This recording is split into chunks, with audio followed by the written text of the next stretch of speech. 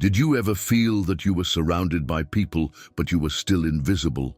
As if the body was present, but the soul took refuge behind a transparent barrier, observing everything without belonging to anything. Sometimes everything is overwhelming, expectations, noise, obligations, and there, right next to him in silence, a glass offers a truce without asking for explanations. What drives someone to look for comfort in a glass? Is it really a matter of weakness, or are we ignoring something deeper? Answering these questions is not simple, but it is necessary if we want to understand what really hides behind many units. Overcoming an addiction does not always imply stop drinking. Often it is about discovering why the soul seeks to disappear, even for a few moments. There are those who have never tried alcohol but live in excesses, work, technology, purchases, different ways of disconnecting from pain. Not everyone drinks with the same glass, but many look for the same anesthesia. If this content is playing something inside you, I invite you to support this channel with a like, to subscribe and share this video with someone who may need to listen to it. Your participation helps us grow and bring these messages to more people who are also meaning. And tell us in the comments, what city are you seeing? It will be a pleasure to meet you and read you. Jung argued that all addiction is a deviant spiritual search. Such statement reveals that beyond the habit, there is a vacuum, one that is not always appointed but that hurts. A hole that begins subtle as a diffuse concern until it becomes a deafening silence. And in that space, the soul shouts even if no one listens. The economy tells us about the shortage of goods, philosophy, lack of meaning. At that cross, humanity stumbles upon itself. Many seek success, money, or healing, but deep down, what they yearn is relief. Alcohol is not always the villain. Sometimes it's just a shortcut, a brief break for those who can no longer. Taking is not always flight. Sometimes it is a clumsy way of feeling less. He drinks because remembering inside, because forgetting seems peace, because showing without scares. In this context, addiction is not just a moral weakness. It is a scream that was never heard. And when the silent environment, the pain finds other ways of speaking, even at the bottom of a bottle. It is not about justifying, but about understanding. Because simplifying the life of those who fight this is another way of excluding. Perhaps it is not lack of strength, but lack of space to exist with fragility. Perhaps the beginning of healing is not in the imposition of control, but in paying attention to what the pain has to say. Understanding why someone takes refuge in alcohol is as complex as breathing underwater. Overcoming an addiction requires more than willpower. You need real listening, genuine time, human presence, and that, let's admit it, is not easily found. We live in an obsessed culture with labels. Alcoholic becomes synonymous with failure, chaos, weakness. The economy quantifies financial losses, but no one calculates the emotional price of constantly misunderstood. Few stop to think what broke into that person before losing control. Many, in fact, already tried to simplify their life. But when the environment demands perfection and does not forgive mistakes, the minimum detour becomes a condemnation. It is curious what we normalize. Consume coffee to perform, ingest sleeping pills, lose ourselves on screens to avoid thinking. Everything accepted.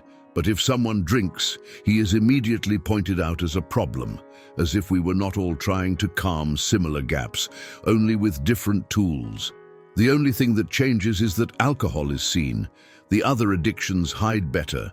Philosophy is not only theory, it is a flashlight for dark moments. Jung reminds us that what we call addiction is often an injured spirit seeking to meet again, echoes of what we force ourselves to shut up.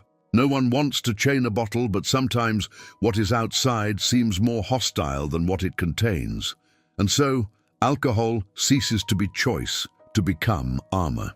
Admitting one's pain requires more courage than to pretend strength, but those who face an addiction almost never receive that compassionate look. Missing context, lack of understanding, lack of will to listen to what is hidden behind the intoxicated silence. Personal growth also happens to understand that we are not self-sufficient, that we need safe spaces where suffering can exist without being punished. What if we were seeing everything backwards? What if, instead of judging the fall, we asked what caused it? Because not all addiction marks the beginning of the end. Sometimes it is the last resort of a soul that still struggles not to go out. Jung understood this as a loss of meaning. When the soul gets tired of shutting up, it begins to collapse from within. On the outside, everything seems to work. Employment, money, routine. But inside there is an abyss that fucks. And that's when addiction appears, not with solutions, but with relief. A brief truce in the face of the weight of existing. We confuse progress with speed. Human development became a career of achievements when there are cracks that do not close with full schedules. For Jung, the problem were not diseases, but divided souls. People who learned to survive but forgot how to feel. Alcohol, in that frame, does not come as a celebration, but as an escape, a back door, to flee from an internal house that collapsed. Philosophy wonders what it means to live well. Jung answered from the symbolic. Living well is also giving rise to the shadow. Trauma, far from being exaggeration, is an emotion trapped in time. And the glass, in that scene, acts as a defrosting. Each sip is an involuntary attempt to reunite with what was forgotten. It is not just the body that cries out. It is the soul, tired of waiting. Simplify life, in this context, is not to give up everything. It is looking straight ahead at the corners of the past. Jung said that the modern human being suffers a spiritual discomfort, and addiction in many cases is only the sophisticated mask of that silent crisis. Because when the soul loses the course, the body seeks to fill that void with what it has on hand, even with alcohol. A void of the soul is not cured with phrases made. Overcoming an addiction is not a New Year promise. It is a deep path towards forgotten parts of oneself. And to travel it is not enough strongly. Courage is required to sit face to face with the ghosts themselves and not running away. Perhaps addiction is actually a disguised alarm, an uncomfortable jolt that forces us to look inside. What if the pain were a compass? What if each self-destructive habit indicated a part of us that was trapped in time? Sometimes what seems fragility is simply a soul trying to reconstruct your identity before society taught you that feeling was dangerous. We will meet Alejandro. It grew in an environment that many would describe as an ideal: present family, good education, constant friends. However, something inside weighed. A nameless hole was installed inside it for no apparent reason. At age 12, his father's death left a silence that no one knew how to address. The duel was silenced, the suffering avoided, as if ignoring it made it disappear. But Alejandro felt that something inside him broke, something he would never manage to understand at all. That something grew next to him, quiet, deep, almost invisible. He learned to smile automatically. He dressed well, took good grades, had jokes.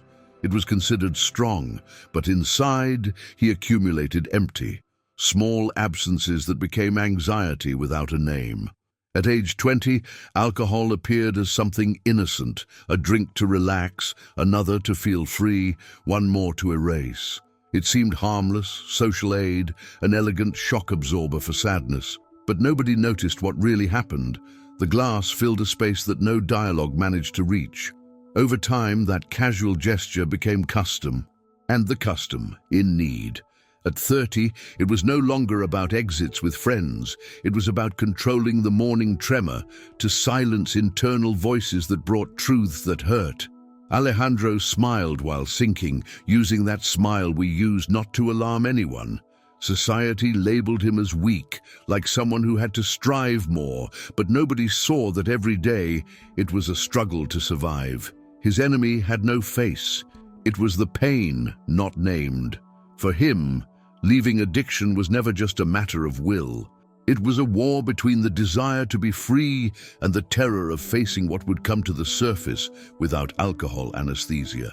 Deep down, he yearned for another life. But when they teach you that crying is a sign of weakness, that feeling is exaggerated, you begin to distrust even your suffering. Then Alejandro kept silent, continued with his smile, kept drinking, kept pretending that everything marched well, although everything was crumbled. Until any day, in that type of afternoon, where the noise of the world goes out and the thoughts echo, Alejandro stared at the glass, and he wondered, what am I trying to erase?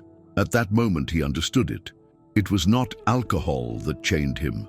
It was unprocessed life. I didn't want to disappear. I wanted to feel part of something.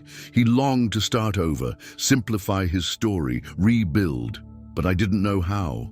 No one had shown him the way. And you? Have you felt something similar? Did you ever feel that little by little you were moving away from your essence? Or did you try to fill an emotional hole with things that, instead of helping you, further deepened your pain? Share your experience in comments. Your story can be a light for others.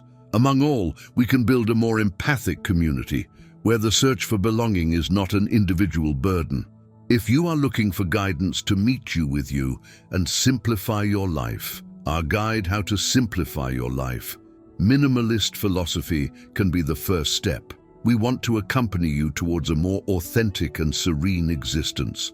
Discover more and start your process today. Immerse yourself in real transformation stories. Let yourself be played by sincere testimonies. Do not postpone anymore. Now access the official guide of Phoenix Azul for a special launch price and allows your life to take a new course with purpose and tranquility. The awakening does not always arrive as a sudden revelation. Sometimes it occurs at the darkest point when the background seems more familiar than the surface. It is not melodrama, it is tired. And right there, in the midst of the shadow, something begins to be beating gently, as an inner voice saying, "This is not all, there is something else." Carl Jung watched addiction as a hidden message of the soul, a silenced cry that cries out for reconnection. But not with the external, but with that internal part that existed before chaos. In this context, leaving alcohol is not the main objective. The essential thing is to open up to a deeper question. What are you asking to be heard?